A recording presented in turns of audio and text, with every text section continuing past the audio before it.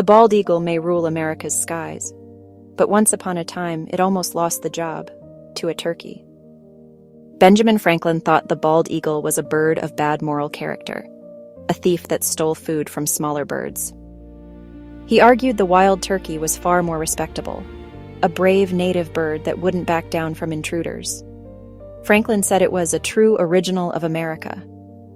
But when Congress approved the Great Seal in 1782, the eagle won the vote, majestic, strong, and, let's be honest, better for the flag.